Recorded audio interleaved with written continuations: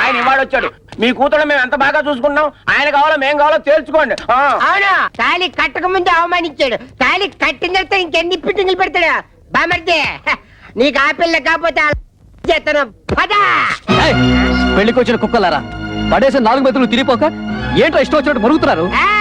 కుక్కలకి ఎక్కడ అంటే మక్కలు కొట్టి కక్కులు కుక్కేసి మీద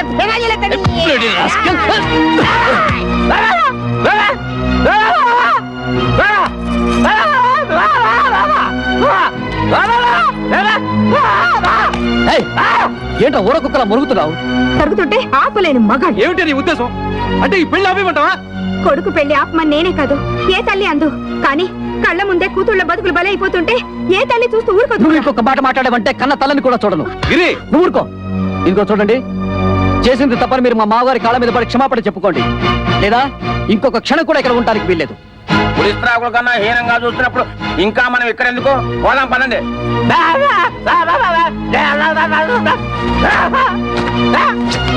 కరెక్ట్. మన వాళ్ళకి అక్కలేనప్పుడు వాళ్ళ పట్ల మనకెందుకు? ఇప్పుడు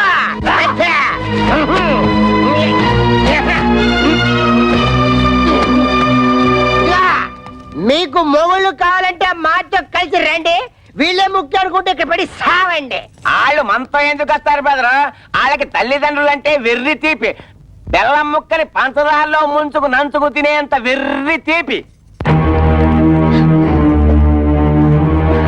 ఇంకా మనకి ఇక్కడే పని, రండి పోదాం. అమ్మా, అల్లుళ్ళంటే సరి ఏదో అలిగి వెళ్ళిపోయారు. మీరు కూడా అమ్మా నాన్నలు అవమానించి వెళ్ళిపోతారా? నీతో చెప్పి వెళ్ళడానికే వాళ్ళ వెనక వెళ్లకుండా ఆలస్యం చేసింది. అమ్మా, మేము నిన్నో మాట అడుగుతాం, దానికి సమాధానం ఉందా నీ దగ్గర? మీ ఆయన ఎటువంటి వాడేనా? నీ కాపురం వదిలేసి మాతో రాగలవా? రా చూద్దాం. అలాగే మా మొగుళ్ళు ఎటువంటి వాళ్లేనా? మేము వాళ్ళతోనే ఉంటాం. మేము మీ కూతుళ్ళవేనమ్మా.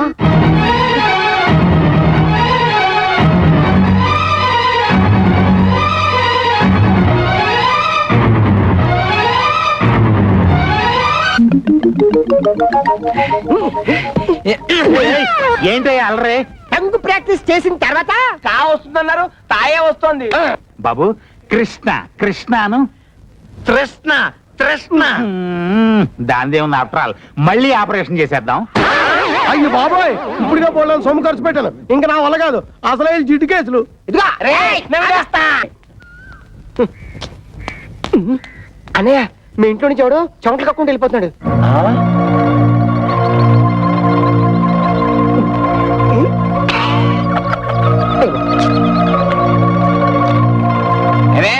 పట్ట పగలే ఇంటికి వచ్చి పడుచుకున్నాడు ఎవరే? ఏమిటా విధవనుమానాలు? పెళ్లిలో మనం కోపగించుకొని వచ్చేసాం కదా, అందుకని అమ్మ సారి పంపించింది. ఆవుతో విరోధం, దూడతో ఫ్రెండ్షిప్ అన్నమాట. మీ తమ్ముడు మీ నాన్న కలిసి చేసిన అవమానం గుర్తుంచుకుంటే ఈసారి తీసుకునేదానివే కాదు. అందుకే అంటారు అత్తిళ్ళు హాటు, పుట్టిళ్ళు స్వీటు అని. పంతాలు పట్టింపులు మాకు ఉంటాయి, కానీ తల్లి ప్రేమతో పంపించిన వాటిని కాదంటే అంటేది అంటతో ముట్టేది ముట్టదు. మాటకు మాట సమాధానం చెప్తే తోటకూరలో తరిగేస్తానంటే. అంటే మా పుట్టింటి నుంచి డబ్బు తీసుకురాలేదనేగా అంత పెద్ద మాటలు అంటున్నారు? అవునే, వాళ్ళు చాలా తెలివైన వాళ్ళే. డబ్బు పంపమంటే ముష్టాలకు పంపినట్టు ఈ పంపలు పంపారు. దరిద్రులు దరిద్రులు దరిద్రులు దరిద్రులు. మా వాళ్ళని దరిద్రులు గిరిద్దులు అంటే అస్సలు ఒప్పుకోను. పౌరుషం వచ్చిందా? ఆ పౌరుషం మీద మీ నాన్నగారు ప్రదర్శించి డబ్బు పట్ల, లేకపోతే కోపం మారిపోతుంది. అరే పాచిపోయిన మిఠాయిలు, కుళ్ళిపోయిన అట్టుపళ్ళు వాళ్ళు పంపించారు. సరే, నువ్వెందుకు తీసుకున్నావే కక్కుర్తిదన్నా? మా అయ్య పోయాక నీకు గేర బాగా పెరిగిపోయింది. పెద్దవాళ్ళని కొడతావా? పెంట మనుషులు, పెంట బుద్ధులు. అవునే, పెంట పని చేసేవాడికి పెంట బుద్ధులే ఉంటాయి. ఆ విషయానికి వస్తే మీ నాన్న తమ్ముడు కలిసి నీకు కట్నం ఇవ్వకుండా నాకిచ్చి పెళ్లి చేశారు. ఇప్పుడు చెప్పు, ఎవరితో పెంట బుద్ధి? చెప్పు ఎవరి? అమ్మా ఎట్రా ఎట్రా, మా అమ్మ మీద ఒట్టేసి చెప్తున్నాను. ఏది అక్కడ వెళ్ళిపా. మా అమ్మ మీద ఒట్టేసి చెప్తున్నాను. ఈ స్ప్రే మీద ఒట్టేసి అబ్బా అక్కడికి వెళ్ళిపోయా. ఓకే, ఈ స్ప్రే మీద ఒట్టేసి చెప్తున్నాను. వెళ్ళు, వెళ్ళి మీ బాబు నాకు ఇవ్వాల్సిన ₹1,00,000 క్యాష్ పెట్టుకోరా. చెక్కులు గిక్కులను వచ్చావా? వచ్చావా? కక్కుసులో కుక్కేసి కాళ్ళు నొక్కేసి మీద పెనల్ని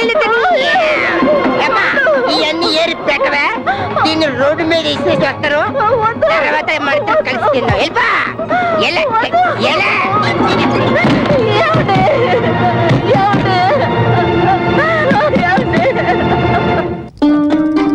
రండమ్మా రండి అబ్బాయి పెళ్ళయ్యాక ఒక్కసారి కూడా ఇటు పక్కకి రాలేదు. వాళ్ళు పెళ్లిలో కోపగించుకుని వచ్చేసారు కానీ వాళ్ళలా నేను పట్టుదలగా ఉండగలనా?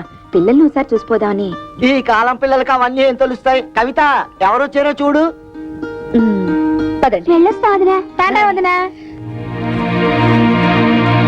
ఏ పెళ్లిలో మీరంతా కలిసి చేసిన అవమానాలు భరించలేక చచ్చావా బ్రతికావా అని చూసిపోదామని వచ్చావా?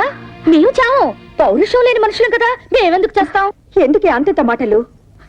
ఆ పెళ్లి మండపంలో అందరు మగవాళ్ళు అలా మాట్లాడుతుంటే నేను ఒక్కదాన్ని నేనేం చేయగలను? తాళి కట్టిన రోజు నుంచి మీ నాన్న నన్ను పెళ్ళంగా చూడలేదే. తలుపు తాడు కట్టిన పాడిగేదిలా చూశారు.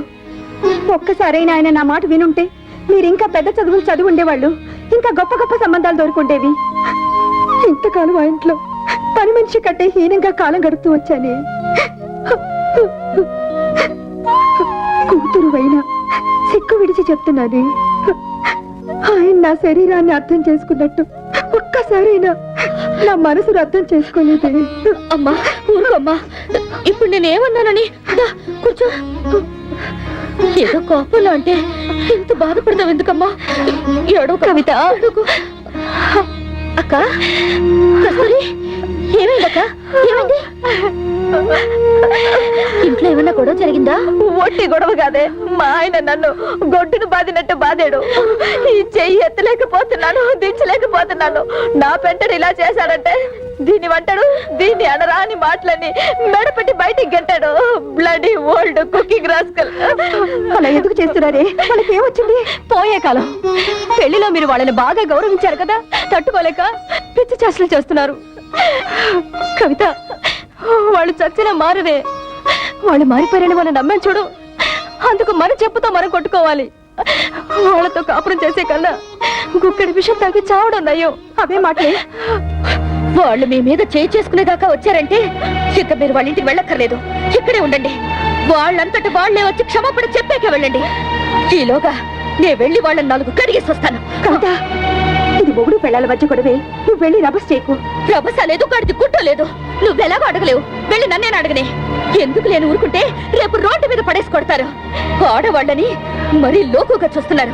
ఇడియట్స్. అన్నయ్య ఈ మొక్క తిన్న బలం. అన్నయ్య మన పిల్లలు ఉమ్ము తడి పెట్టి డబ్బులు లెక్క పెడుతుంటారు. కాసేపట్లో కూసేపట్లో ఆటో దిగుతారు. ఎందుకంటే మా ఆవుని నేను కొట్టిన కొట్టులాడిది. నిజమేరా, ఇవాళ నుంచి నీకు పెంటడని నాకు వంటడని బిరుదులు పోయి ఓనర్ అని చరిత్ర మొదలవుతుంది.